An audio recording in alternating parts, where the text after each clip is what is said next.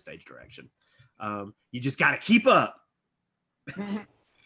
Which sometimes is easier said. Sometimes it's easier said than done. Okay. I see it spinning. We're going to hear some reverb in a second, and then we're going to go. I'll read the rules again for the folks at home. Oh, there it was. Hi, everybody. Welcome to Scripts Gone Wild. We're back. It's Wednesday night. We have alcohol in our hands, so it's time to embarrass ourselves for charity. I am your host, Billy Ray Bruton, and with me in the capacity of co-host and you're reading tonight too, aren't you, Miguel? I have two roles based on That's right.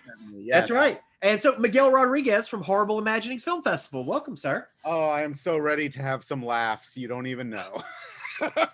These days, they kind of help, don't they? Yes. So hopefully what's happening is you just turned off the vice presidential debate. You are so sucked of your energy and your faith in humanity that all you want to do is watch me yell drink at people for hopefully 90 minutes. We'll see. I don't expect this is going to be another of our famous 3.5-hour reads. I don't imagine. So tonight, our charity is a really special one for me. I'm from Birmingham, Alabama, and there are two amazing old theaters in downtown Birmingham, Alabama. There's the Alabama Theater and the Lyric Theater. They're across the street from each other. They are two of the most gorgeous theaters I've ever been in my life. And, you know, as a lot of theaters are feeling right now with the pandemic, they're struggling. And so a fund has been started, a GoFundMe, Save the Lyric and Alabama Theaters. And that's what we're raising money for tonight. And if you would like to make a donation to that, we encourage you to do so. You can go to our website at scriptsgonewild.com, click on that donate button. It's going to take you directly to the GoFundMe page where you can make a donation. Any size donation helps, whether it's $10, $100. If you're Daddy Warbucks, $10,000. You know, if you donate $10,000, shoot me a message and I'll send you something. I think I got a couple Blu-rays I'll send you. I think I got Hard Ticket to Hawaii over here. You can have that. So donate $10,000 and you can get my personal copy of Hard Ticket to Hawaii. But great movie. But so please make a donation. We're gonna remind you throughout the read, and we'll remind you at the end. And hopefully you can make a donation to help save those two sort of incredible arts institutions. But right now, I'm going to introduce our fantastic readers, and please applaud at home. Even though we can't hear you, we will feel it in spirit. We've got Brea Grant. That's me. That's me. That's her. We've got Mark Lawson. Hey. We've got Kimmy Shields. Yay. Barak Hardley. Hell yeah. Seth Austin. Aaron LaPlante, Brian Salisbury, Galen Howard, Ken Foster, Timothy Fox, Alexis Iacono, and of course, Miguel. Yay! So show of hands, how many folks before I emailed you about doing this read had actually seen Arachnophobia? In the theater. A while ago. How many people have still never seen Arachnophobia? Oh, okay. Oh, there we go. Okay. I've never seen it.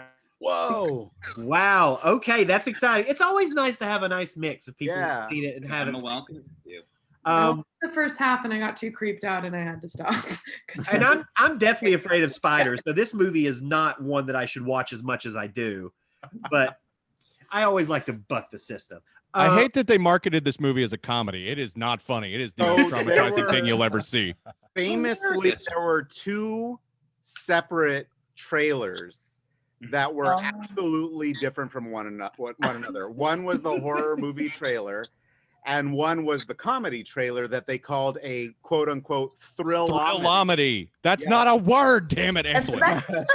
The comedy trailer was completely only shots of John Goodman, and the horror trailer was like just shots of spiders. So, there you go. Yeah, this was a very famous dual marketing campaign back in 1990 when it came out. Yeah, I remember seeing this in the theaters and just being traumatized, just being totally traumatized. So if you're at home and this is your first time catching a Scripts Gone Wild show, I'm going to give you the rules. Scripts Gone Wild is a drinking game.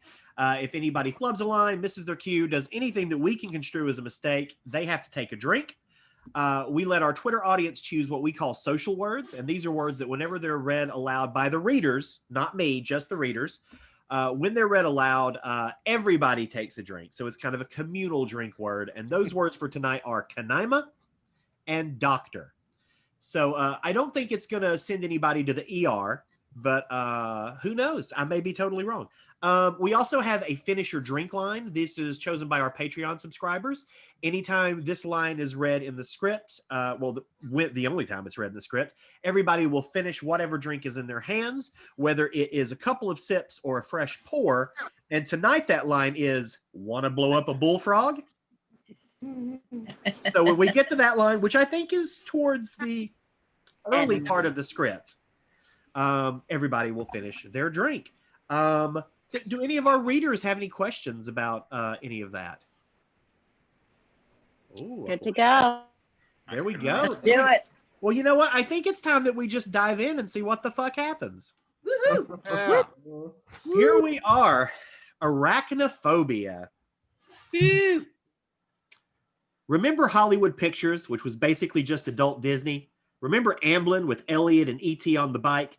They both made this amazing motherfucking shit here, and they did it with the guy who directed Congo. Exterior, a jungle. What? A jungle? Why are we in a jungle for a movie about spiders? Because they live there. Science. And why does this river they're on look more like a river in South Carolina? Regardless, a tiny speedboat zips down the river containing photographer Jerry Manley, who looks really sweaty and generally unwell, and an unnamed native because we didn't give those folks names in the 90s. They were just, random tribesmen. The boat comes ashore and Manley is immediately greeted by Dr. James Atherton, a fancy-looking fellow who would have had a promising career as a warlock. Welcome. Dr. Atherton, I presume? After a quick greeting, Dr. Atherton takes off, leaving Manley in the dust. Wait a minute, not so fast. We are in a hurry, Mr. Manley. Leave your personal things and bring just your equipment. We depart immediately. Sorry, I'm late. Been held up in Caracas for a while with a fever. To tell you the truth, I'm not over it yet. Well, be sick on your own time, Mr. Manley. Now, I want close-ups of every specimen and coverage of the surrounding rainforest in Tepui. What? Tepui. It's an Indian word for mountain, a place where species have survived in isolation for millions of years. Any man-eating dinosaurs? Har har. A field guy approaches Atherton's assistant. Dr. Atherton, you're in luck. We're hitting a brand new one today. Oh, great. Anybody ever get lost? Legend says that men who climb in the rain desert never return. But don't worry, we small game hunters don't climb. We fly. A fancy helicopter flies over the rainforest. Inside are Manley, Atherton, the field guy, and a native wearing colorful markings on his face because that's what natives wear. He friendly? I hope so. He's our guide. Stick close. The helicopter continues as Manley takes pictures. The native guide says something in a foreign tongue, and Dr. Atherton responds by flicking an insect off Manley's leg. 24-hour ant. They bite? They kill, Mr. Manley, in sufficient numbers. So do some of the frogs. Don't touch any. Great.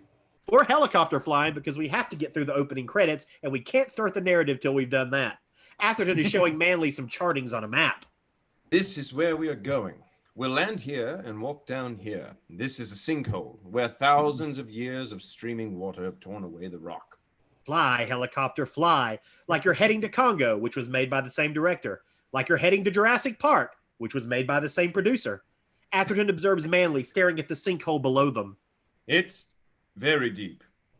2,000 feet and dark at the bottom. We'll need flash equipment. Finally, the goddamn helicopter lands. Cut to everyone walking through the jungle lugging stuff, and by everyone, I of course mean the paid laborers. Looks like they're building a moonshine still. Dr. Atherton is pointing out vegetation as they pass. Edible and nutritious enough to survive on for weeks. Thanks, Bill Nye. I'll pass. Plant your specialty? Insects and spiders and identifying new ones. Great. Just what this world needs. More bugs.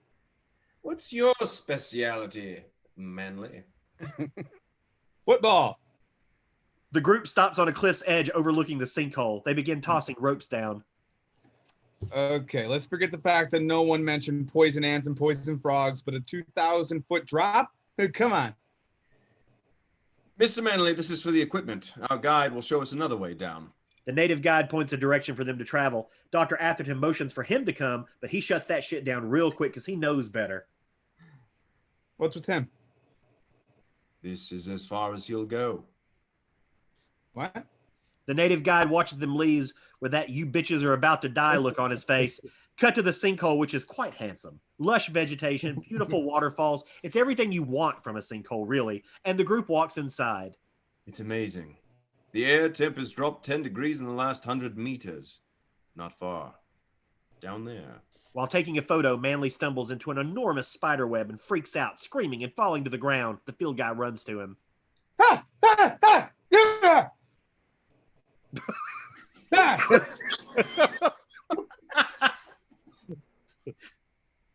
Manly, you all right? Yeah, I'm fine. It's just... A laborer approaches and speaks in a foreign tongue.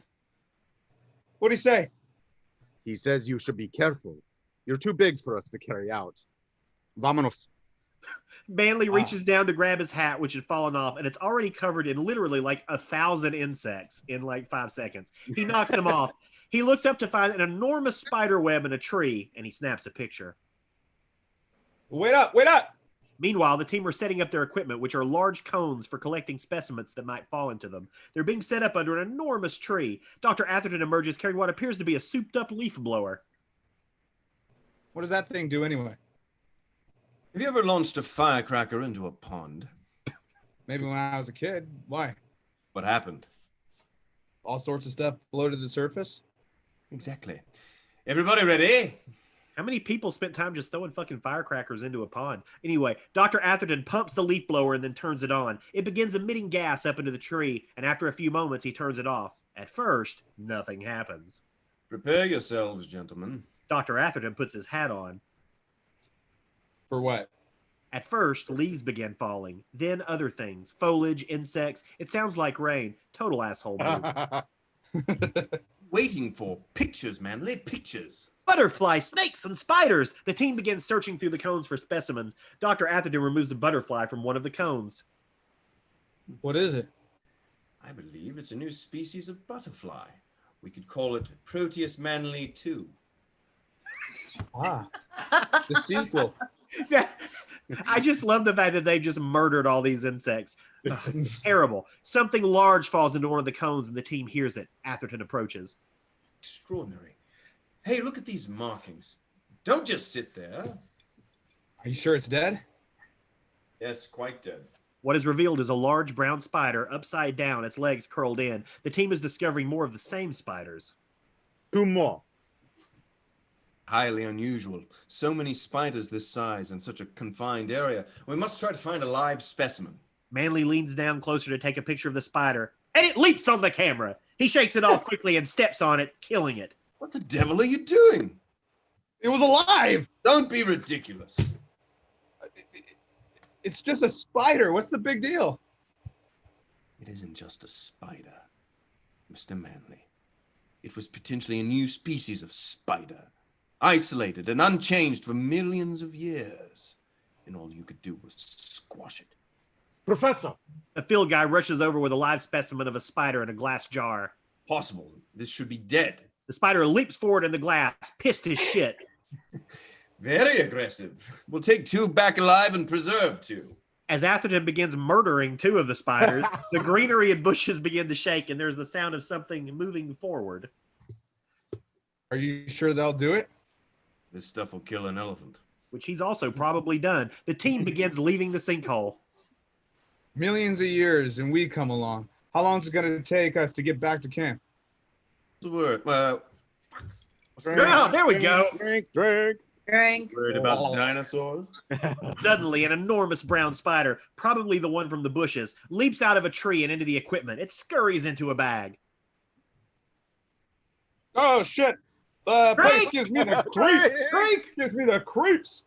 Later, back at the camp, Dr. Atherton is going through the specimen they've acquired, thousands and thousands of dead butterfly, and he's looking at him in his microscope. Manley enters the science hut, blowing his nose. Incredible. What is it? These spiders have no reproductive organs, almost like worker bees or soldier ants. These are the soldiers. I'd hate to see the general. Manley is sweating profusely, typical American. How are you feeling? Like hell. This fever is killing me. Thank you for noticing earlier. Don't look so good. Take care. Take The a day Drink. Go drink. Drink. Not going to go well. Manley agrees and leaves the hut, but seems to disapprove of all the massacred butterflies being emptied onto the table like Legos. As Manley walks past the equipment, a bag begins to move and a spider's leg emerges.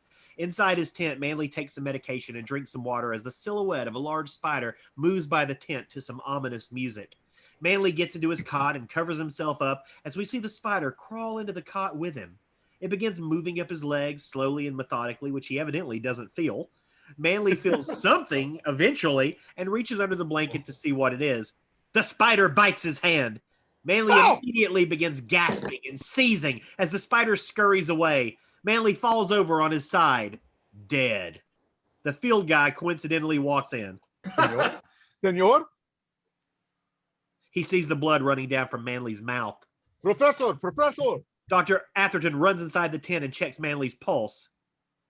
Muerto? Dr. Atherton nods in the affirmative. The fever. Dr. Atherton doesn't seem so sure. Cut to Manley in a wooden casket. Make sure we've got all this on film.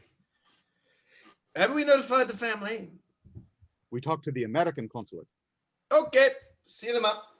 The laborers place the lid on the casket just as we see the spider crawl inside with him.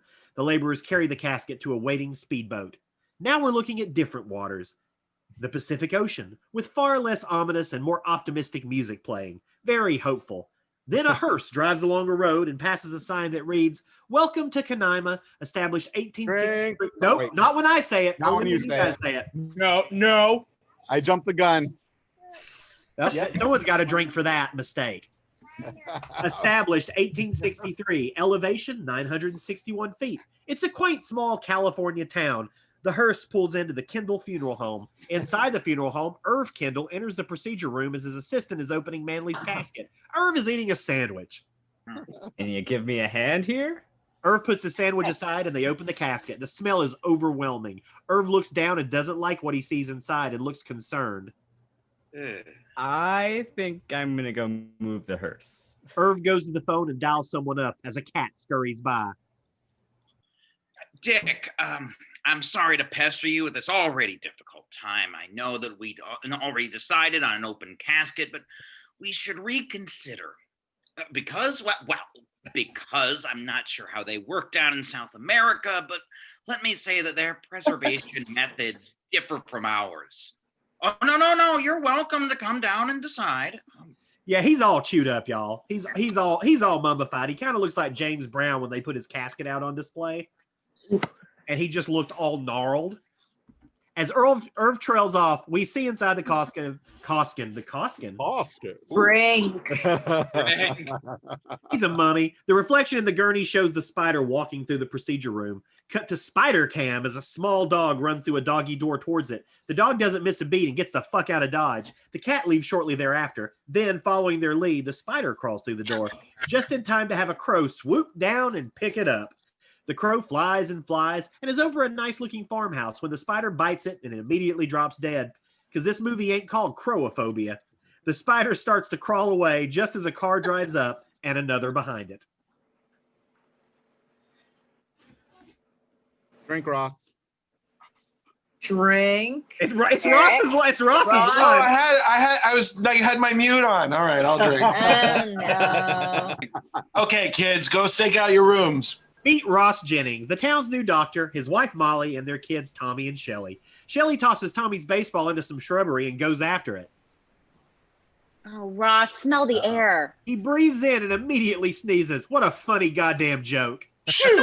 Hey, let's just, before we discover what valuables broke in the move, let's just chant twice. We did the right thing. We did the right thing. It's for the kids. It's for all of us. Goodbye crime, goodbye grime, goodbye culture, goodbye friends. Still looking for his baseball, Tommy stumbles upon the dead crow. Hey, Dad, there's a dead bird over here. Well, don't touch it. Just go inside the house and find your sister. Tommy grabs his baseball just inches away from the hiding spider. Ross, the entire town is yours. You're the doctor. We drink, right, on doctor? Oh, right. Oh, good job. Don't be such a narc, Brea. Wow. Jeez. Sorry. I mean, can there be a more respected figure? Respect is fine, but actually, I've always wanted to be feared. One of the movers is bringing... Yeah, that is a weird thing to say. One of the movers is bringing out some crates, and Ross notices this. Hey, easy. Watch it. Ross goes over, opens the crate, and removes a bottle of wine. You don't want to agitate the sediments. Chateau Margaux, $127 a bottle. Oh, did I not sign that wrong? Tasty, huh? Craig. At that price, who can afford to drink it? Goes in the basement. I mean, the cellar, the wine cellar. That goddamn wine cellar. The fact that he has a wine cellar pleases him. He walks over to the cellar door, please. Yeah, gotta get a big padlock. Protect my investment. Dad. What's wrong? Inside one of those boxes, there's a spider. A spider? Okay.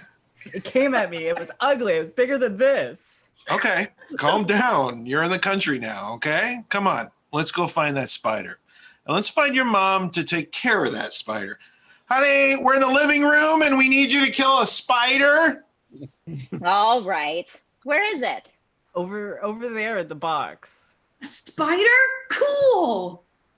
It's bad luck to kill a spider in a new house. You just made that up, didn't you, dear? Molly approaches the box. The spider, a small one, is on a toy car.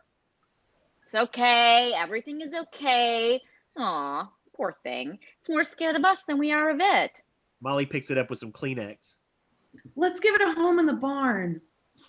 Yeah, good idea, Shell. They walk past Ross, who keeps his distance, and head out to the barn. We see the South American spider creeping into the barn as they enter. Hey, Mom, how come you aren't afraid of bugs like Dad is? I'm not afraid of all bugs. Just be careful of rusty nails. Dad, chill out. Molly releases the spider on a ledge in the barn. This was the era of chill out. There. The family leaves the barn. Later that night, we cut to Ross and Molly inside the house looking out at the obviously fake stars.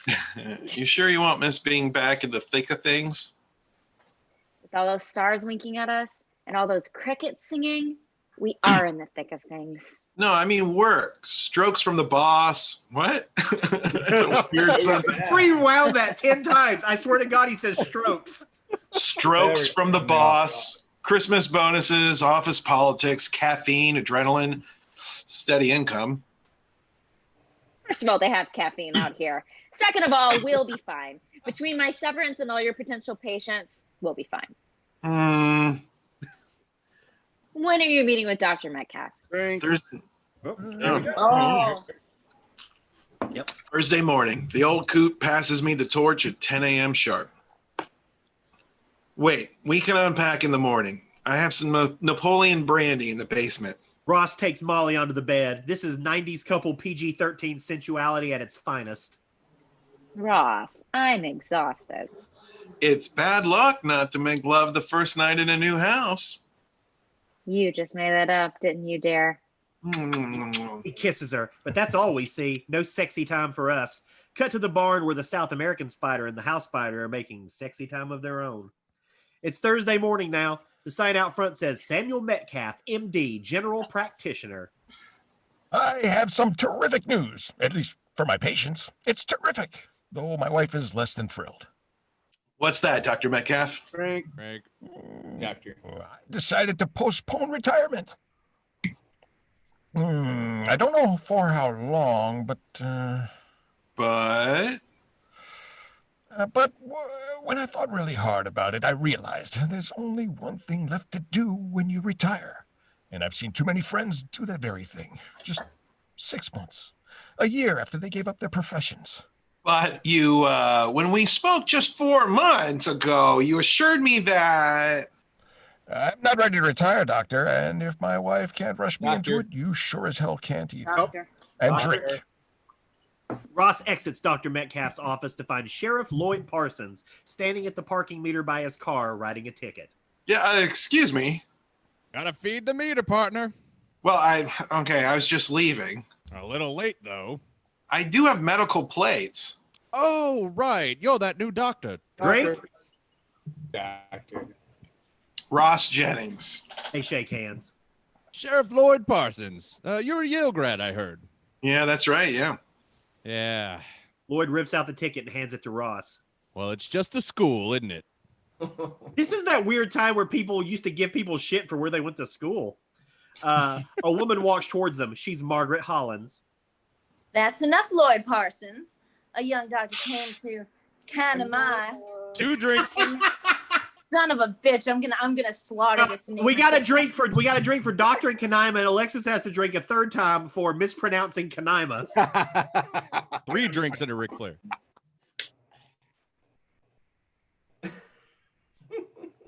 Yes. A young doctor comes to Kanaima, and you write him a parking ticket. Margaret begins tearing up the ticket. What are you doing, Miss Hollings? The whole town ought to be doing it. I'd be a ticket tape parade. Oh, thank you. Lloyd starts writing out another ticket. That's littering, Miss Hollings. Lloyd's been a bully since the 5th grade. I ought to know I held him back. Walk me to my auto, my bail. I love that she made her way from the Old South to Kanaima, California. Lloyd starts picking up the litter as Ross and Margaret walk. Thanks for the swift intervention. How did you know who I was? We're neighbors. Gave you a standing ovation when you arrived. Between you and me, Sam Metcalf only recently gave up leeches. Yeah, he also recently gave up retirement. We moved down here from San Francisco with the understanding I'd inherit all his patients, but now I have none. No, Dr. Jennings. Doctor. You have doctor. Doctor. Now, you have one. Later, Ross enters his house.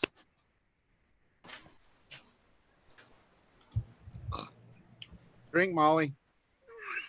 I got really confused because like Barak was just a photo for a second.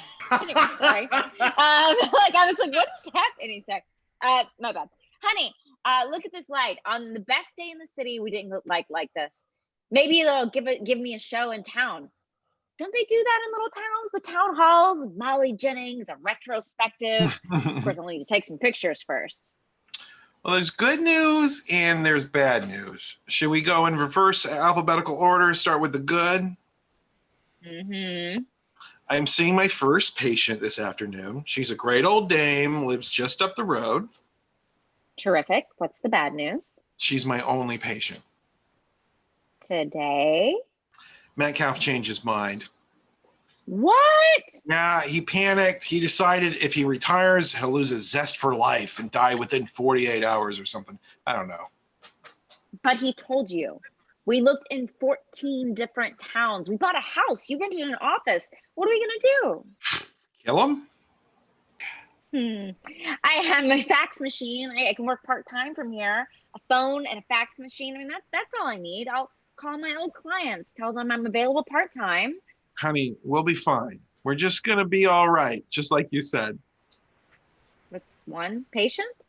Who knows? Maybe I'll get lucky and all our systems will be ravaged by disease. Kind of like having 7 patients in one. After Dr. Roth's office, where he is finishing the examination of Margaret. It is a fiddle. Not a damn thing wrong with you. Dr. Jennings, I'm sorry. Drink, doctor. Doctor. Sorry? What do you mean you're sorry? You think I was hoping you were ravaged by disease? What about my high blood pressure? You have above normal systolic pressure, which is far less dangerous than a diastolic elevation, and yours is well below a level that requires treatment. Will I need these? Margaret pulls a bottle of pills from her purse and shows them to him. No, see, there's a difference between the two types of hypertension. And in my opinion, Dr. Metcalf isn't aware of a difference between his ass and a hole in the ground. But the Canamia... Canaima. 2 drinks. Canaima. I can't. Even with my accent, I can't. Canaima folks, they're comfortable with him. There weren't always, though. When he first hit town after the war, everyone was terribly standoffish. yeah, how do you overcome that? He threw a party, invited the whole town. If Sam Metcalf were half as good at medicine as is at public relations, he could run for the next Surgeon General. Surgeon General. I'm not even drunk. That's it. Next month, when the afternoons are cooler, we'll throw you a party. Thanks. I don't think the Surgeon General runs. I think he's appointed, but that's beside the point. Back at the farmhouse, Molly walks into the barn with her camera and starts looking for interesting subjects for her photography. She's a photographer now. She stumbles upon an enormous cobweb in the loft of the barn. She slowly climbs up the ladder to the loft and keeps snapping photos. This ain't Charlotte's Web, and there ain't no goddamn talking rats. The web covers the entire loft. Later, at the family dinner table over spaghetti. Oh. So, your one patient, is she a walking health hazard? Couldn't even find one wart on her. Great. So what do we do? Well, we can enjoy the fact that since we no longer live in San Francisco, we no longer have to refer to this as pasta. Ugh. The kids start cleaning the dishes from the table, and Tommy tries to take Ross's wine glass. Nope, Daddy's not done. On the bright side, Margaret, my tragically healthy patient, has offered to throw us a get-to-know Dr. Jennings party. Doctor. Doctor. Shelley tries to take Ross's wine glass. Nope. Daddy's not done. She tries to take his spaghetti plate. No, Daddy's not done. Thank you. 1 cup of punch with the handsome new GP. Meet the good people of Canaima. Right? A little red-headed girl runs up to the door and knocks. She waves to the kids inside. Can we go play with Bunny? Yeah, I want you home in... no. I want you both in before dark, though. Bunny Beechwood. She popped over this morning. A neighbor. Seems nice. What do you bet they're going to go chase fireflies or something? Cut to Bunny and the kids running at top speed. Want to go blow up a bullfrog? Finish your drink. God. Oh, God, I have a lot of tequila. This is a third of the way through, God damn it. It's not fun anymore. Oh, God. Oh, man. Okay, just spilled it on me. That's not tequila. Apropos. Woo. It'll be a minute. Okay. To the kitchen where the dishes are being done. Got some great shots in the barn today. Oh, yeah? Yeah, the camera picks up the web in more detail than my last did. The web?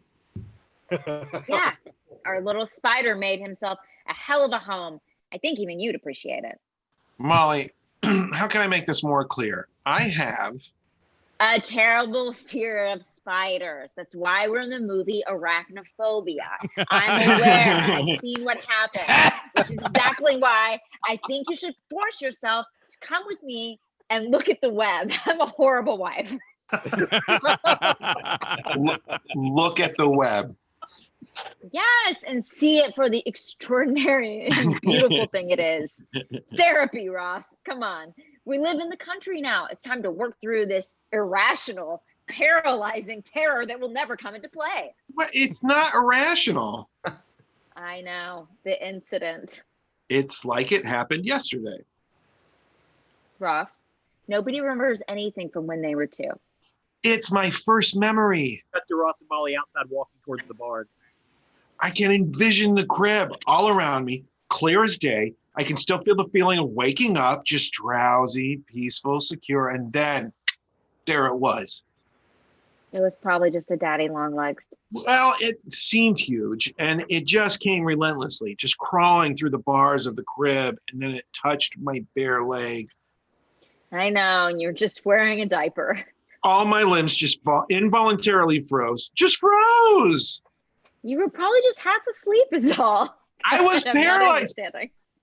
Molly, I still get paralyzed. Just please try to understand how this makes me feel. I was just physically unable to stop it from crawling along my naked skin. Just, I can still feel its hairy little legs, then up to my face. It was just the feeling of utter helplessness, being explored by an alien thing. That's all. Sounds like a pretty understandable arachnophobia. No, we got to go confront it. Let's go. They reach the barn and Molly opens it. Ross steps in. Can you blame me for being a spider phobe? So close. Arachnophobe.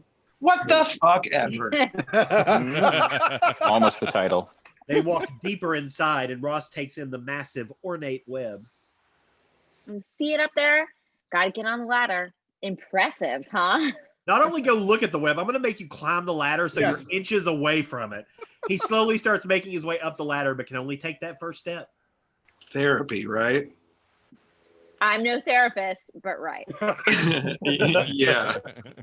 Ross takes another step and another and another. It's quite difficult, but he makes it to the top. God, have you seen it up here? Molly, I think you spared the 8-legged Frank Lloyd right.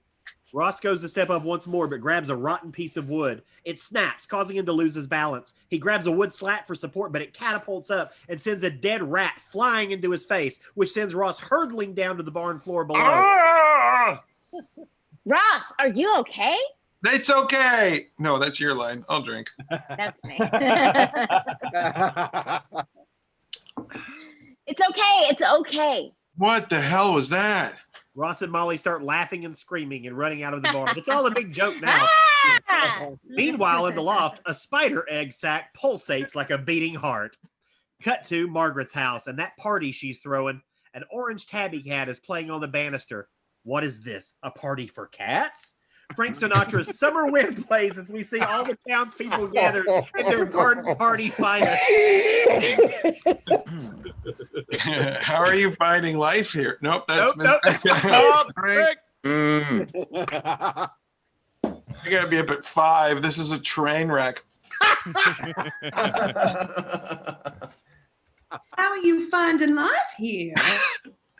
Well, after a few initial shocks, we're slowly adjusting. They walk over to Dr. Metcalf and Molly having a convo.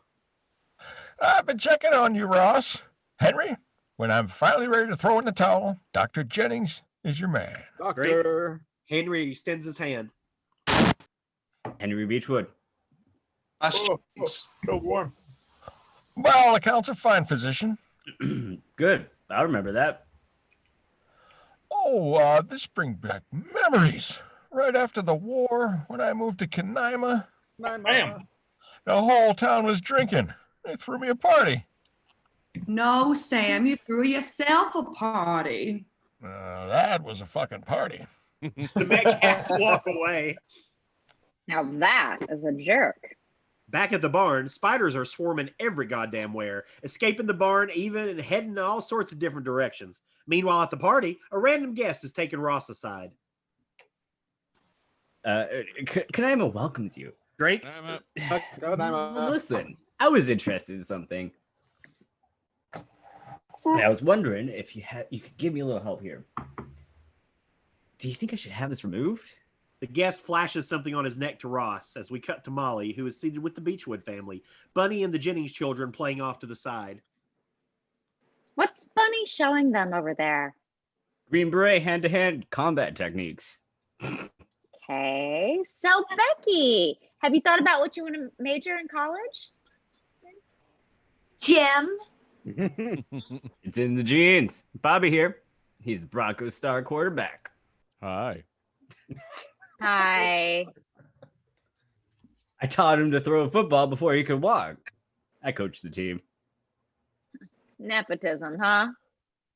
Actually, we're Baptists. Cut to the food table where Irv, the mortician, and his wife Blair are gorging while speaking with Ross and Molly. Nobody comes up to a mortician at a party and says, "Hey, Irv, you think I might be dead?" Well, it must drive you nuts trying to dip your Dorito while someone's showing you his growths. Oh. It's funny. Oh yeah, it is. Oh, did we miss Blair's shit. line? Sorry. Drink. How do you handle it? Well, I just mentioned that until quite recently, my wife was a successful stockbroker. Off to the side, an older couple is fighting, with the husband seeming to scold his wife for drinking. Why shouldn't I have another? Because you've had too much already. No, I'm thirsty. That's the Manleys. Their son recently passed away. Oh, that's awful. How? I'm not sure. He was a scientist? Photographer. A photographer. He was on a scientific expedition down in Venezuela. We cut to a small spider crawling along the food table. No one will tell me how, or even let me see him to say goodbye. Margaret rushes over to help escort the Manleys out and sits a paper cup right on top of the spider. The cup starts moving. I had to recommend a closed coffin. His body looked all chewed up, drained, like some vampire had to go at him. Terrible. Excuse us. Cut to later, and Ross and Molly are walking with Margaret.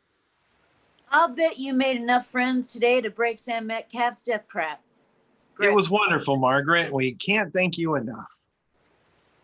Nor I you for freeing me from those damn pills. I feel like I could compete in a triathlon.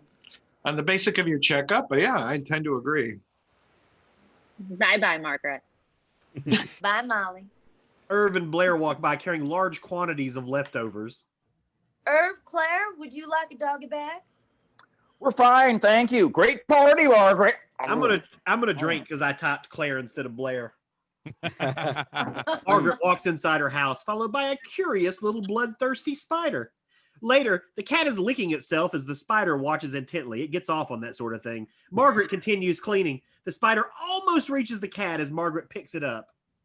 Come on, honey, party's over. Happy honey, Felix. See you in the morning. The spider crawls along the table now as Margaret drinks some milk and looks longingly at a framed picture. You'd have to have too much punch and been the life of the party. Must be your dead husband. She kisses the picture. I missed you. The silhouette of the spider is visible through the lampshade. Margaret reaches up to shut off the light, and the spider drops down on her hand, followed by a quick scream. Cut to Tommy upstairs with a remote control race car, and Ross in the cellar trying to nail a board into the wall of his wine cellar with no luck. He tries the ceiling, and the nail shoots into the kitchen, stopping the race car in its tracks. Ross? Oh, I could have killed one of you. The nails came straight. It's all rotten down there. My wine cellar is, it's probably crawling with termites. I'm surprised we haven't fallen through the floor. Hint. The exterminator. You're rather casual about the death of my dream here. I've been trying to reach Margaret to thank her for yesterday, and her line's been busy all morning. Yeah, well, she's probably gabbing. You want me to, Would you? Yeah, I'll go over and check on her. Ross walks up to Margaret's house, grabbing her newspaper on the way. Felix, the cat, is meowing at the door. Margaret! Ross looks in the window and sees Margaret collapse on the floor, dead as shit. So, what do you think did it, Doc? Or what do you think, Doc? Damn it. Oh, drink. Still a heart attack. Bound to happen. Rather sooner than later. She had a history of high blood pressure, even with the pills I put her on. I took her off those. What right did you have to do that? Well, she came to me as a patient. And you didn't notice she was hypertensive? Her diastolic reading was normal. Her systolic elevation was below 160 if you stayed current. This is a very serious matter, young man. You may well have killed this lovely woman. Dick? I don't think so. She was in fine shape. I want an autopsy. Never. Look, she was my patient. And mine for 40 years. God knows Margaret wouldn't want to be butchered, and nobody in this town would want that for her. Give it to me, Irv. I'm satisfied if you're satisfied, Doc. You come from a big city where people don't care about each other. I don't expect you to understand. A little advice. If you're ever going to fit in Canaima, Yeah. you better learn to be sensitive to the feelings of the good people here. I'm sorry, I'm not more interested in. Oh no, I did that wrong. Try it again.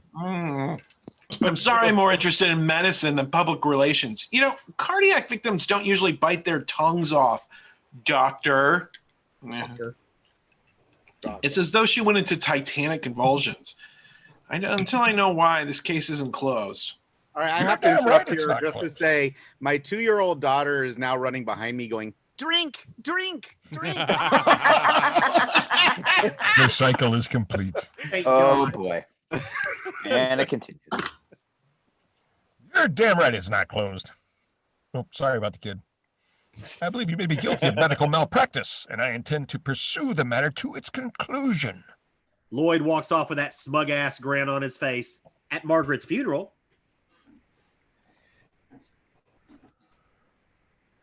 Sorry, I'll drink for Cat. Ross, I understand she was your patient. Your only patient.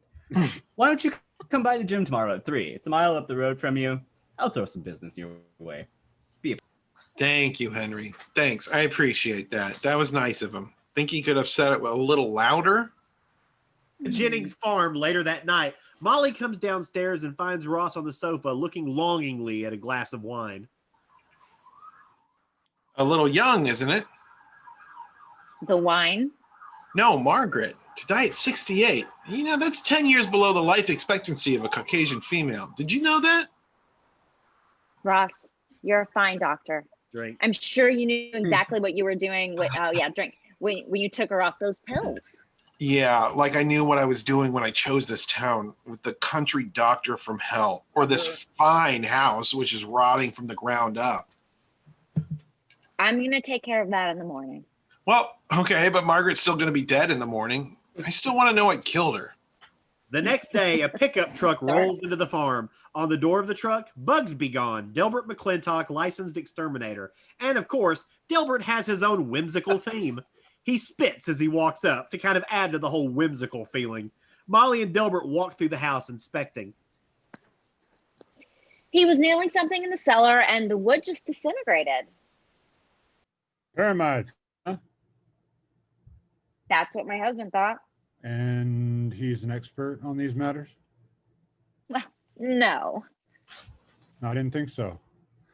I'm glad you called me. No room for amateurs in this game. They walk into the cellar. Molly hits the light. Ah, thank you. Delbert inspects the wood. What is it? Hard to say. Would anybody object to me tearing this floor out? I would. Then lead on. How bad is it?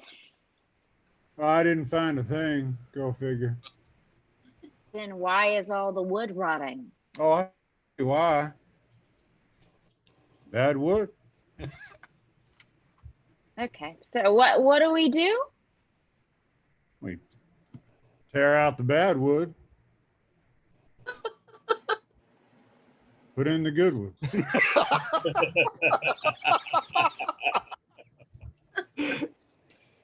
My husband thought this would make a good wine cellar.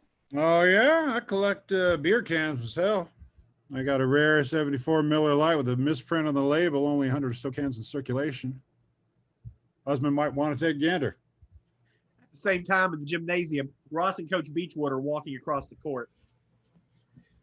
No hard shoes on the court. You're muted. Drink. I saw. Sorry.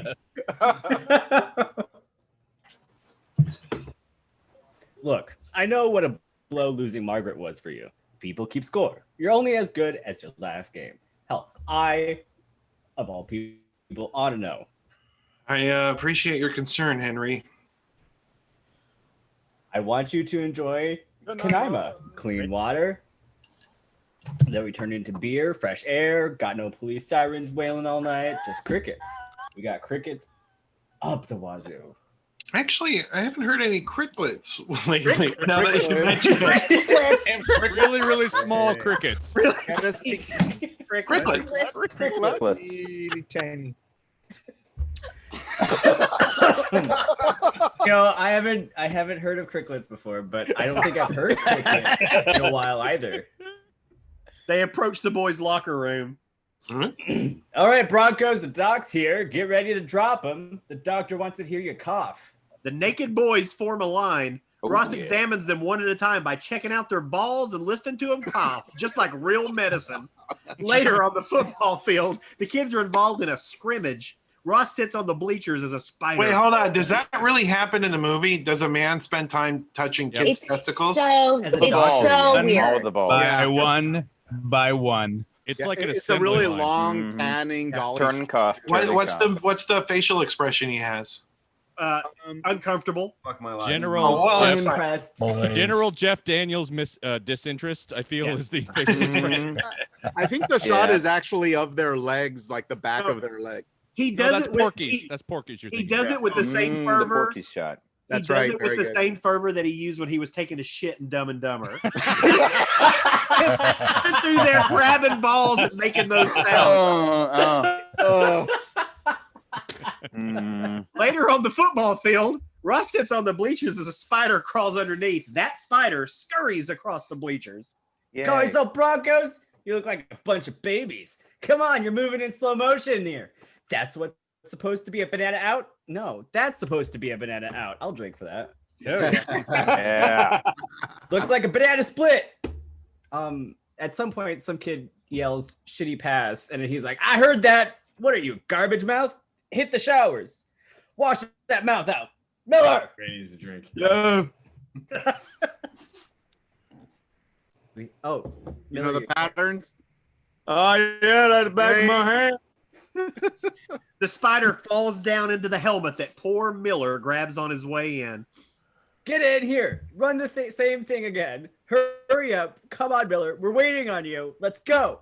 Come on. I'm going, Coach. Thanks Move very it. much for the opportunity. I really appreciate it. Really appreciate Come on, it. Coach. run. Let's go. I'm going. We are in California, right? I just want to make sure. we can be dumb everywhere, you know. Don't have to just be dumb in California. You can be dumb anywhere. Are we in Oxnard? They start the play, but as the ball is passed to Miller, he is bitten, lets out a moan,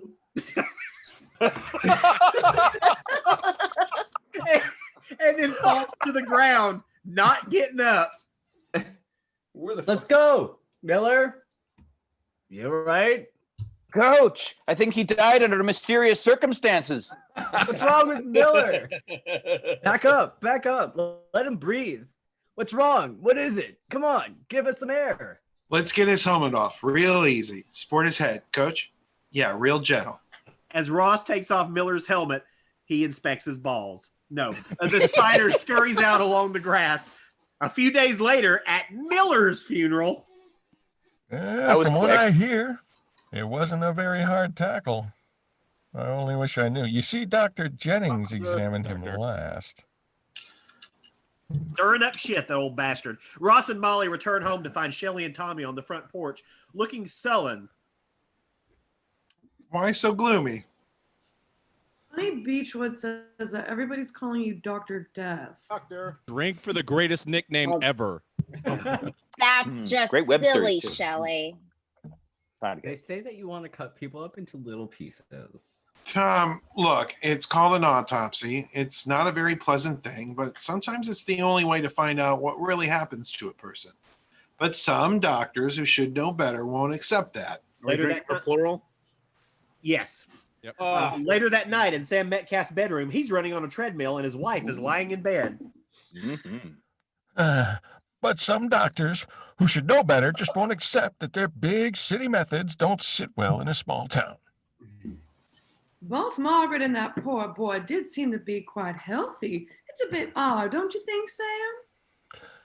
If I autopsied everyone who'd ever died of a heart attack, I'd be run out of Canaima. With a drink. So fast. A small brown spider walks on the treadmill with Dr. Metcalf. It can't keep pace, and it falls off and then scurries into Metcalf's slipper. Poor Sam. You still think life is a popularity contest. You're not jealous of our new young doctor, are you? What? Now you made me lose my timing. Oh, you're yelling, Sam. Come on to bed. I need a shower.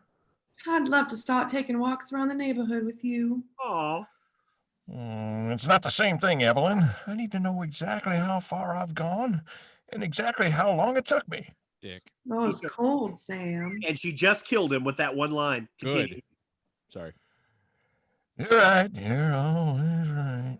He goes back and slides into his slipper and... What's wrong? Some damn thing bit me. It's just a spider. Spider? Felt like a damn cougar. He falls over convulsing. I'm having a seizure. Sam, what should I do? She sounds so worried. Play bingo. What the fuck do you think you should do? Keep reading, honey. The phone rings at the Jennings farm and Ross answers. I'll be right there. What's going on? Metcalf, he's having a seizure. Oh, I meant in this like live stream, but go ahead. Thank God you didn't examine him this morning. God, You son of a bitch. Yeah. At Metcalf's house, the coroner's truck pulls up and Milt Briggs gets out. Milt, this isn't necessary. I'll be the judge of that, Lloyd. Wait out here, guard the house or something. Upstairs in the bedroom. Was he alive when you got here? He'd been dead maybe 5 minutes. Whatever it was abrupt and acute. What's your guess? Massive coronary, cerebral hemorrhage? His wife says he was bitten by a spider just before he seized. All right. Sam told me about you. You're the hot shot who won't accept anyone else's diagnosis. Well, I'll accept it if I agree with it. Good. Let me show you something down here. I believe that's a spider bite. I'll buy that. But I rather doubt that's what killed him. In 20 years, I've seen only... Frank, I've only seen one spider bite fatality.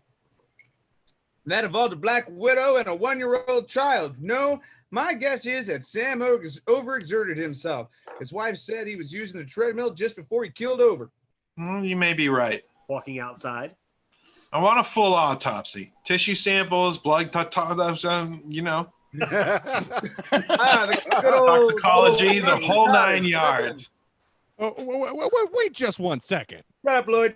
Just shut your mouth. Wait, you'll get Evelyn's permission, of course. Of course. You need a ride home? No, I'm all right, thanks. You better take care of yourself now. You're the town doctor. Doctor. Yep, doctor. Cut to Ross's clinic the next morning. It's busy as all bullshit. He's examining a small girl. Say, okay. I think we're going to treat this inflammation with antibiotics. Does this mean I don't get any ice cream? I'll buy you a double scoop on the way home. And she never did. Polly is hanging some of her photos on the wall. And one of those photos is that big-ass web in a barn. Who's next? I'll take that. Thank you very much. Step right this way. Just have a seat. I'll be right with you. And on the phone later. Okay, Hotshot, are you sitting down?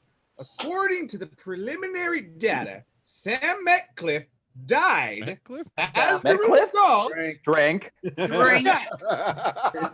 Heathcliff the cat died because he got bit by a goddamn spider. Dearly Of a beloved. minute amount of an as yet identified toxin substance in his bloodstream. Yep. My office isn't ruling out accidental poisoning, deliberate poisoning, or even killer spiders. At the moment, it looks like a heart attack to me, but I'll support whatever you'd like to do. Gotta have those bodies exhumed. I gotta be sure. All right, whatever you think is necessary. Thanks. Roth is at Lloyd's sheriff's office. Are you out of your mind? Slowly and once more, Lloyd, I want Margaret Hollins and Todd Miller bodies exhumed, dug up. You start pulling citizens out of the ground that should be enjoying eternal rest, and that room full of patients will disappear. I'll just get a court order. Milt Briggs is on my side. This is a very bad business, Mr. Yale graduate, big city doctor. Take a drink. A very bad business. No shit! Ross arrives at home. Ross, the educated man from a large city, and just as his kids are leaving. Hi, Dad. Hi, honey. What's going on? I promised Shelly she could spend the night with Bunny, that little psychopath next door. We'll take good care of her, Dr. Jennings. Drink. Doctor. Wait, there may be some spiders around here that are very dangerous, okay? I just want you girls to be aware of this. If you should see one, don't try to capture it or kill it. Just run. You understand? Run. We'll do that. We'll do that, Dr. Jennings. Drink. You don't have to worry about anything. Yo, Dr. Death. Yeah. Drink. God damn it. Oh. God damn it.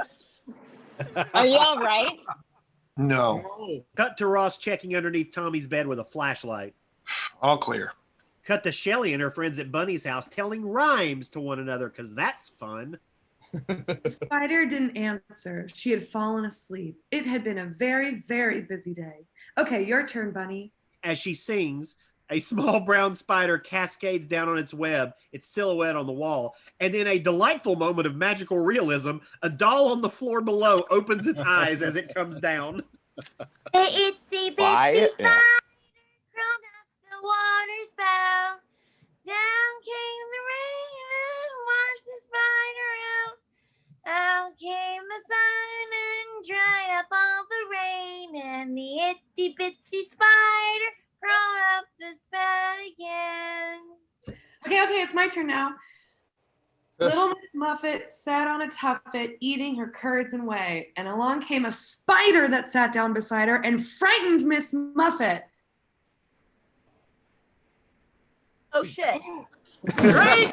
Drink! Why are they only doing the spider-related nursery rhymes? Come on. Because it's arachnophobia. Oh, right. You- That's right. If you girls don't settle down, then Shelly can't stay over anymore. We can't sleep. We keep scaring each other. The spider starts crawling and almost reaches one of the girls when they get up, accidentally drop a book on it, and step all of its guts out of its butt. Why don't you two go sleep in my room for a while? Okay, now we don't need this. God, I feel bipolar right now. Meanwhile, me. Meanwhile, at the old dilapidated farmhouse, Ross is at home going through papers when a cricket leaps onto his paperwork, startling him. Son of a bitch. Where are all the other cricklets? Where are your buddies? Meanwhile, two large spiders, one with an egg sac, crawl into Ross's beloved wine cellar. And now a goddamn phone call. Atherton? Yes, Dr. Atherton. I'm Ross Jennings. I'm a general practitioner, and I have a problem that may be spider-related. You seem to be the foremost authority on the West Coast, or any coast for that matter. Dr. Jennings, let me tell you that every so often, in a little town somewhere, there is a health scare, some unexplained outbreak, and spiders make convenient culprits. Did you know, Doctor? Doctor. Oh, you're 3 at this point. That on every suburban acre, there are at least 50 to 60,000 spiders, and that each spider eats about 100 insects per year. That means at least 5 million insects are consumed per acre annually. Think about it, Doctor. Perhaps man might find the planet uninhabitable without spiders. And if those spiders go on a train from Philadelphia that leaves going 65 miles an hour. Dr. Atherton, I have nothing against spiders. It's just we have had 3 deaths in my town, and I'm afraid there's going to be some more. If you could lend me your expertise for just an afternoon, we're really not that far from you. It's a town called Canama. Panama. No, that's not right. Panama. Oh, rest in peace, Eddie Van Halen. Too soon. Too soon. R.I.P. R.I.P.'s there. R.I.P.'s. You know it? It's familiar. Let me see what I can do. Where are you exactly? Atherton walks outside and finds his assistant playing foosball. Collins! Sorry. Are you equally busy tomorrow? Oh, that British wit. The next day, as the bodies are being exhumed, Chris Collins drives up on Ross, Irv, and Lloyd. Dr. Atherton. No, I'm Chris Collins, one of his assistants. Hi, I'm Chris.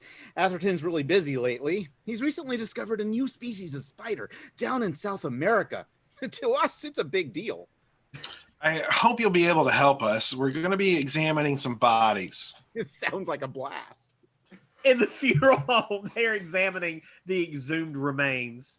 We're looking for bites. Like this. That's a spider, isn't it? I'm not sure. I think so, but even at several times the potency of Latrodectus. Black Widow, right? Right. Even then, it would take more than one bite to kill, so I figure this guy's death and the spider bite, if it is a spider bite, are coincidental. Irv enters eating some chips. Hey guys, how's it going? Poor Margaret. She was a good wife, good teacher, good neighbor. Excellent cook. Anything you want, just shout. I'll be somewhere eating. Oh, want some fresh air. Chris, come here. Still think it's a coincidence. That's a spider bite. Tissue surrounding the bite is massive. Found one. Marked behind the left ear. Atherton's phone rings. Atherton. Dr. Atherton, Chris Collins. I think we've got a big problem here in Canaima. Right. We've got 3 dead bodies. The cause of death seems to be a spider more deadly than any I've ever seen. They want the okay to quarantine the town. You sure? Way out of my league. It's a decision you're going to have to make. I think you'd better come here right away. I can be there tomorrow afternoon. But Collins, try and find me a specimen. Ross is lying in bed as Molly sleeps. On the wall, he sees something that appears to be an enormous spider. Slowly, he rolls up a magazine, probably Boys Balls Life, and creeps over to the wall. Terrified, he rears back, and just before he swats it, he realizes it's only a coat rack hanger or something. Okay, I take it back. This is clearly a comedy. I take it back. It's certainly not a spider. Ross, Chris, Lloyd, and Milt pull up outside Margaret's house. Did you bring the keys? Great. Perk up, Lloyd. If we find the spider that did this, you can arrest him. Milt, why don't you cover the living room? Chris, why don't you check out back? Lloyd, take the kitchen, and I'll just oversee I'll just coordinate the. I'll just stay right here. The men search various rooms of the house. Lloyd finds it pertinent to check every single goddamn coffee cup in the kitchen because he's a detective now. Chris admires a web and some trees. Lloyd starts eating some cereal out of a box. Ross approaches Chris outside. What is all that crap? Leftovers, mostly cricket parts, wings, legs. We haven't heard any crickets in Canaima these past few weeks. Ring. Oh. God damn it. As Lloyd is eating the cereal, he takes a handful out and finds a dead spider in it. Ross! Ross, here! Don't move. It's dead. Shit, what could have killed it? The shock of seeing Lloyd. At Henry Beechwood's house, his daughter Becky is getting a shower ready. Her father knocks on the door. There are other people in this house, young lady. Dad, go away. Use the one down here, Henry. Becky gets into the shower. A spider crawls up the shower curtain and along the rail. Another crawls into a toilet just as Henry plops his ass down. Becky reaches up. There's already a web. Quick moving spider. Seriously. The spider leaps on her face, but she doesn't feel it because water. As it slides down her body, she sees it, knocks it off, and shrieks. Never a moment's peace. Henry rushes in to find his naked daughter. What happened? Are you all right? Just naked. The men are still searching for a live spider. Hey, is that chick still naked? I mean, why don't we just take the dead spider and get out of here? You don't get off that easy. It's already desiccated. But it wouldn't be any use to us. You mean macerated, bitch? No, I mean desiccated. Dried up, drained of all its blood. Macerated is the chewing that they do. They're like little vampires. This trip of Atherton's to find the spider species, where did he go? South America, Venezuela, because I can say that unlike the people in this town. Why? As Chris checks behind a curtain, a spider leaps at him and lands on the table. Is that one of them? I'd say it's a damn fine suspect. Ross, you're going to have to take a step towards it. Chris, I'm scared to death. We all are, but our brains secrete a neurotransmitter that enables us to deal with them. I don't think I have that particular neurotransmitter. Yes, you do. Ross takes a step forward and the spider moves just enough for Chris to capture it in a gimlet glass. Meanwhile, at the Beechwood house, the exterminator has been called. His folksy theme, of course, starts to play again. You need an asbestos glove, doomsday weapon in Delbert's war on a creepy crawler. I coat it with a demon EC insecticide with environmental conscience. It's biodegradable, organic. You ought to see what these little beasties twitch when they get so much as a whiff. I love that he's just Carl Spackler from Caddyshack as an exterminator. It's so fucking good. Like I love what he's doing in this movie. I'm glad you clarified that right in the middle of it. Let's keep going.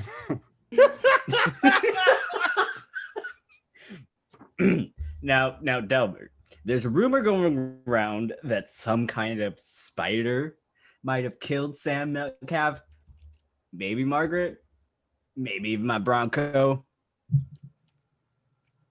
Doubtful, Henry. There's a case in Florida when one of my colleagues bumped into a nest of black widows, sustained over a dozen bites, and lived. Delbert reaches under the toilet and narrowly avoids a spider. Of course, he probably lost control of all his bodily functions. There's no spider here. But I will hunt down the alleged arachnid and spritz him to kingdom come. Outside, Delbert sees a spider running on the deck. He takes out his spray and douses it, but it does nothing. He tries again, still nothing. Haughty, he charges over to the spider and crushes it under his massive boot, and the sound effect of that is delightful. Underneath is nothing but spider goo. Yeah, that's right. I'm bad. A knock at the door of Ross's office. He answers. Dr. Atherton, Ross Jennings, come in. You find me another specimen, Doctor. Yes, I did. I also paid a call to the town mortician. Several months ago, there was a corpse. The body was desiccated. It was totally drained of blood. Herb agreed that if the spider was big enough, it spent a long enough time working on that body. I think you know why you've heard this kind of... Boy, this is brutal. And then drink again because Kanaima's coming up. I think you know why you've heard of Kanaima. This was Jerry Manley's hometown. Manley, the photographer? Yeah, I think one of your Venezuelan spiders hitched a ride here in Manley's coffin. They're examining the dead spider now. The fangs, the injectors, are disproportionately large. 3 poison sacs. Now, let's test the bite venom. Nope. Let's test the venom.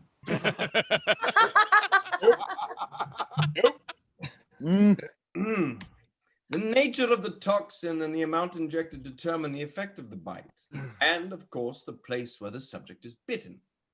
It can lead to paralysis or death. Dr. Atherton injects a rat with the venom, and it dies quite quickly. No expert, but I guess this toxin is fatal at a fraction of that dose. I'd agree.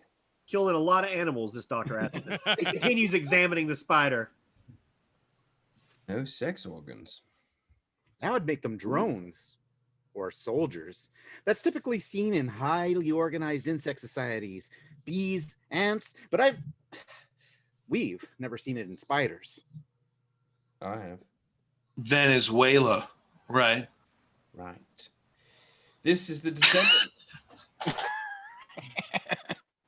Somehow that South American male is mated with the domestic house spider and created a very deadly strain.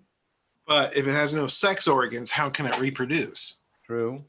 And the accelerated growth rate combined with the specialization suggests a short life cycle. We've already seen a dead one. That could be the good news. Now, let's discuss the bad. In their own ecosystem, the species I discovered in South America live at the top of the food chain. They spread out from a central nest in web-like pattern and dominate the entire area. But in their original habitat, geography contains them. That isn't true here. So the original male's the granddaddy of them all, and he's acting like a general sending his troops to battle. Right. Lloyd enters.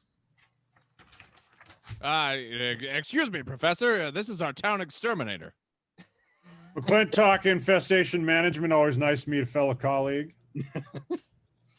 He believes he came across one of the offending spiders a couple hours ago. Might you have brought it with you? Actually, he might still be on the bottom of my shoe. I mean, you can't really tell what it is anymore. Ross does a legit face plant. In this first generation, the original male also produced a queen. Together, they will construct a primary nest, which the queen will guard. But eventually, she will create reproductive offspring of her own. When that happens, this town is dead. And the next town, and the next town, and the next one, and so on, and so on, and fuck it. Irv owns the mortuary where the infestation must have originated. If we go in and destroy the original male... And the primary nest. I'll call the Department of Agriculture. There's phones in the office. I'll see you later at the mortuary. Sheriff, you'll give me a ride. I'm not a chauffeur. Shut up, Lloyd! Fair enough. Damn, it's busy. That's the wheel, Doc. Irv and Blair always take the phone off the hook while watching Wheel of Fortune. Then let's get the hell over there. Over at Irv and Blair's house, Irv is microwaving popcorn as Blair, who from the Drew Carey show, by the way, sits on the sofa watching Wheel of Fortune. Blair, real butter or fake butter? Fake! Irv, hurry! A small spider crawls into the bowl of popcorn.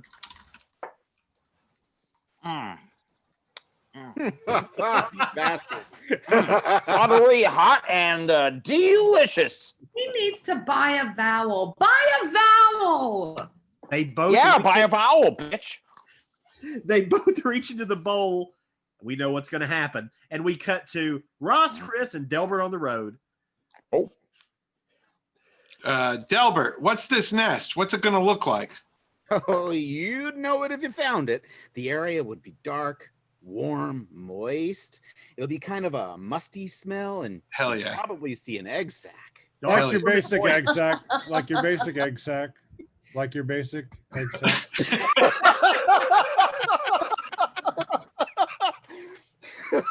White, cocooned, pulsating, about the size of a softball. Fuck yeah. Of course, there'd be no other spiders around. What do you mean? Well, spiders are cannibals, so she wouldn't want any others near her offspring. Back at the office. Yes, tell them exactly what I've told you, even if it is interrupting a dinner party. Sorry. Sheriff? As they leave, Atherton notices the photo of the web on the wall. Where is this? It's the old Daniels place. Jennings bought it. Take me there. They arrive at Irv's place. Ross knocks on the door, but then they just barge in.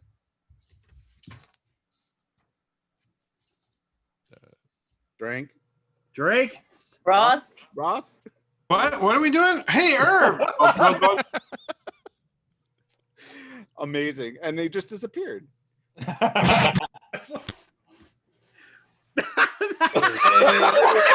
Gone forever. Roth, The boy. not that photo. It's just so we got the hair. We'll pick up from there. I thought I did it. Oh, it's muted. God damn it. Hey, Irv, I'll drink again.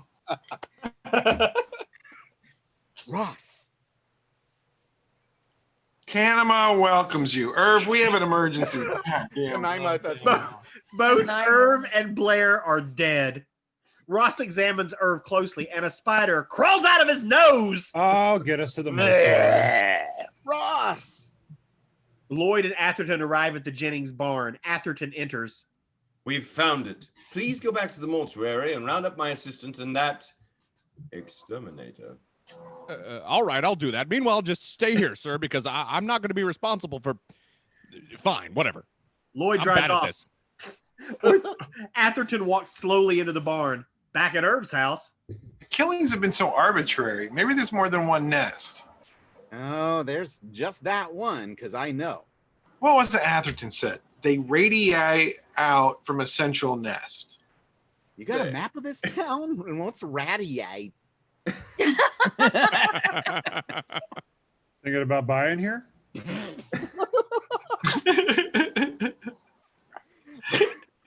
Kendall's house. Mark that down on there. No, we skipped a couple. Oh, shit. I'm drinking. Just get the map, please. They start marking the map. Here. The Kendall's house. Mark that down there, this time for real. All righty. And the old guy, the doctor. Hank. Metcalf. The football kid. I'm blowing this.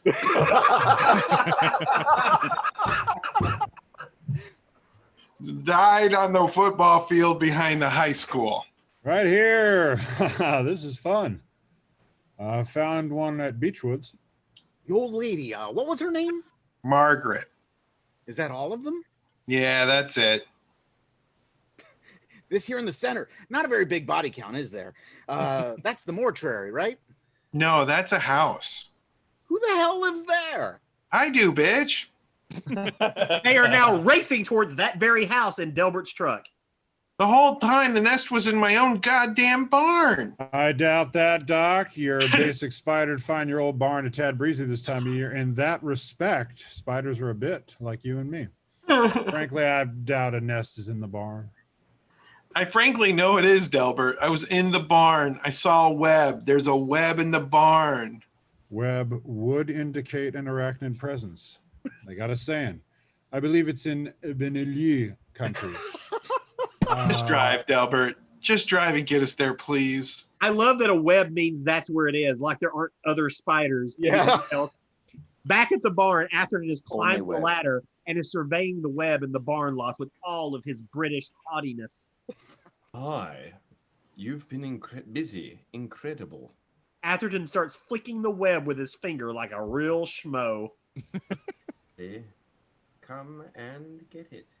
Suddenly, a spider leaps from the rafters, sinking its teeth into Atherton as he wails, getting revenge for the millions of animals that have been killed by Atherton during his tenure as a professor. I gotta get my family out. Destroy whatever's in the barn. Jack, better uncork my private stock. Woo! Sorry. Chris, there may be spiders in the house. They're probably... All right, let's go. Give me a minute to look around here, and then we go in. Nice and easy, all right? Delbert walks into the barn as a spider walks right past him. Hello, trick or treat. Delbert starts spraying tiny spiders on the ladder. As he climbs up, he hits something, and Atherton's webbed corpse falls down. Oh my God, they got the professor. Ross and Chris slowly enter, trying to remain calm. Honey? We're in here, Ross. Hi, Dad. I expected you home for dinner, and I got worried. I called the office. Sorry, I didn't get a chance to call. Suddenly, a spider is crawling on the TV set. Then they start coming out of everywhere. Dozens, hundreds, all over the wall. Okay, everybody just get up very slowly and walk towards the door. Ross turns the TV over for some goddamn reason, and there are spiders behind it. Okay, quick and quiet. We're going to need another way out of here. Spiders all over the door. Upstairs, up into the bathroom. We can climb out on the roof. Watch yourself, Ross. Ross is almost bitten about 10 times. The spiders fall all over him and he knocks them off, but somehow they aren't evidently deadly enough to bite him before he knocks them off. Come on, Shelly. Come on. This doesn't make sense. They're swarming. I've never seen them this aggressive. Hi, you guys. I'm Chris. What a great time for introductions. Oh, perfect. Put this under the door, quick. They shove a towel under the door because towels.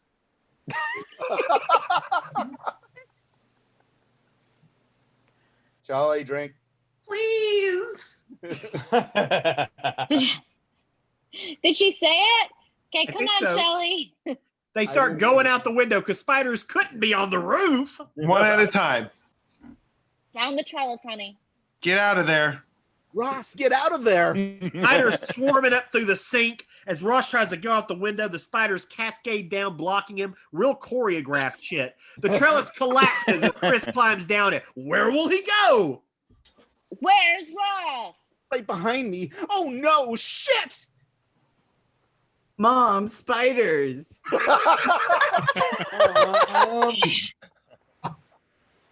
Oh, that was fantastic. Shelly, Tommy, come here quick. Come on. Get him away from the house. Suddenly, Delbert drives up, decked out in his spider ass-kicking gear. Rock and roll, all right. It's party time. Take that. He starts spraying the spiders with his special stock, disintegrating them on contact. It's really just Sprite. Meanwhile, Roth is falling through the goddamn floor and into the cellar. What is it? Musty smell, moist, dark, no spiders. There's no spiders. It's dark, musty, the nest.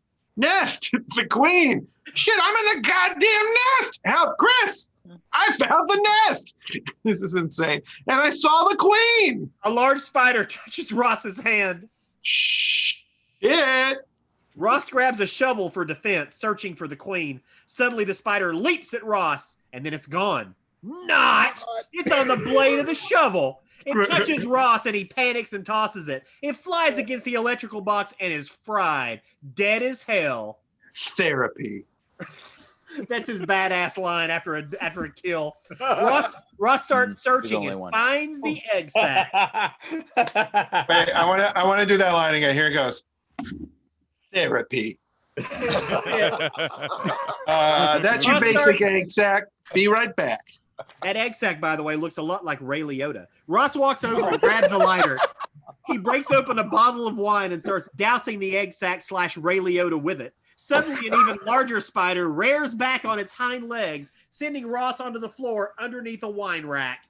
Where is it? That was the goddamn general. Help, help. Now I'm just imagining the egg sack being like, Karen. The silhouette of the spider dropping down above Ross. He takes a bottle of wine and uses it to bat the spider a few feet away. He starts throwing wine bottles at the spider to keep it at bay. Then he picks up one and reads the label. Not the chateau. He grabs another and tosses it. He breaks free of the wine rack. The spider runs to hide. He grabs an aerosol can and, using the lighter, creates a flame torch. He begins walking around, setting the whole goddamn cellar on fire as the spider hides just out of reach. God damn it, where are you? Damn it! Ross hears something in the duct overhead, moving around. He goes to the end of the duct with the torch ready to burn and sings as it gets closer and closer, like Rome burning. The itsy bitsy spider climbed up the water spout. Down came the rain and washed the spider out. Come on, come on! Out of the darkness, the spider leaps at Ross, and it still doesn't bite him somehow. He spins as he tries to knock it off. He finally tosses it off and falls to the floor. The spider is crawling towards him, and he is again paralyzed. He watches as it crawls on his foot, up his leg, onto his balls, and then onto his chest. Just as it crawls onto an errant board, he hits the board with his hand and sends the spider flying into the flames. The egg sac begins to hatch. Good timing. The flaming spider comes charging at Ross. Quickly, he grabs the nail gun next to him and fires a nail through the spider that sends it conveniently flying into the egg sac, setting them both on fire. Ice to meet you. Nice shot. Thank God. Everybody freeze. Suddenly, Please. suddenly Delbert is The there. Ice Age. We got to get the timing of this bit right, or the people who wrote this will be pissed off. Say your line again, Ross. Nice shot. Thank God. Delbert's there. Don't mention it. Delbert. You fucking Great job on You're the gonna say timing. pick up Ross. You didn't say pick up Ross. Frank. Let's do it again. I'm not fucking Frank. drinking. Let's do it again. Here we go. Oh, we got a rebellion. Nice shot. Thank God. Delbert's there. Don't mention it. There it is. That's what I've been waiting for the whole read. Ross is pulled outside and embraces Molly. No one has been bitten by a spider, by the way, even though there were thousands. Continue. Ross, it's okay. Everything's okay. Oh God, the spider. It's okay. Most of them are dead. The ones Dilbert didn't get are dying. Where are the kids? Where are the kids? The kids are fine. Everybody's okay. No one has been bitten by a spider that has been swarming all over the area, just to be clear. Popcorn Bowl got somebody, but not the wide open landscape. Then the Jennings are gone from Canaima and back at an apartment in terrible old San Francisco. Ross You know and what I'll- Molly. You know what I'll miss most about the country? What? I don't know. That's why I'm asking you. At least we got out with our lives. Yes, and the magoo. To office politics, Christmas bonuses, caffeine, and adrenaline. To things that we know, to events that we can control, to Works from the ball. Earthquake! Okay, that was a minor tremor. I barely felt it. Probably wouldn't even show up on that scale. Richter scale. Just a cable car going by. We should check the kids. They leave their dinner of rice-a-roni, the San Francisco treat, and run to check on the kids just as another tremor hits. I left my heart in San Francisco. And that is the end of Act 1 of Arachnophobia. Right. Well, that is Arachnophobia, everybody. Cue the Jenny Buffett song. That just zipped along. Look at that. It's amazing when there's not 88 pages of stage direction. I guess the question is, the big question about this read would be, do we think it is more terrifying than the movie? No, because you can't see the goddamn spiders. I actually like this version better because I didn't have to look at like spider puppets, like wrangled spiders on set. I'm happy with how we did this. I'm with Brian. 100%. And also a lot of different spiders that don't look alike. Yeah. Yeah. Various A whole bunch of different species of spiders. Yeah. At one point, it's just a tarantula. Mm-hmm. So yeah, that's guys at home, if you haven't done it yet and you thought that what we just did was just extraordinary, which I assume you did, make a donation to the Save the Lyric and Alabama Theaters Fund. Again, you can do that by going to our website, scriptsgonewild.com, click on the donate tab. It's going to take you directly to their GoFundMe page. Please contribute whatever you can. Those are two amazing theaters in Alabama that need as much help as you guys can possibly give them. And a couple of quick plugs for things that we have coming up. Next week, Wednesday at 7:30, we are doing Sleepaway Camp. We have most of the original cast from Sleepaway Camp joining us for that. Oh, cool. Yeah, and we've got some other fun folks too. We've got filmmaker Joe Lynch is going to be there. It should be a lot of fun. And then on the 21st, we are doing Return of the Living Dead. And on the 28th, we're really excited. We have a reading of Halloween 3, Season of the Witch. We've got Tiffany Sheffis, Serena Vincent, Danielle Harris, Ted Raimi, Lou Temple, Darcy the Mail Girl from Joe Bob Briggs' Last Drive-In. A lot of fun people. We're raising money for Everytown for gun safety. Yeah, that's an awesome charity. We got some cool reads coming up. You can check us out at scriptsgonewild.com. We are also, I'll plug and say, we have a fundraiser going on for ourselves so we can get our 501c3 nonprofit status, which is something we've been wanting to get for a long time. Our goal is 3,000. We're almost there. We're right at 2,300 now, so we're almost at our goal. So thank everybody who's donated so far. If you want to make a donation to that, you can also do that at the website or on any of our social media. Again, we're scriptsgonewild.com. We're at Scripts Gone Wild across all the socials. And yeah, you know, guys, I think we all learned some valuable lessons tonight about spiders and about California being the South. And about how They're we should virtually always- the same thing. Yeah, Yeah. It's called Alabama. Southern California, right? The country's the country. Yeah, the It's country. It's every country. Yeah. Old country, new country. All of them. One more time, I'm going to introduce our actors. One final time, we got Brea Grant, Mark Lawson, Kimmy Shields, Barak Hardley, Seth Austin, Aaron LaPlante, Brian Salisbury, Galen Howard, Tim Foster, Timothy Fox, Alexis Iacono, and Miguel goddamn Rodriguez. Thank you guys so much for joining us tonight. And any parting words for the people at home? Fuck with You're spiders. not drunk as we are. Check under your bed.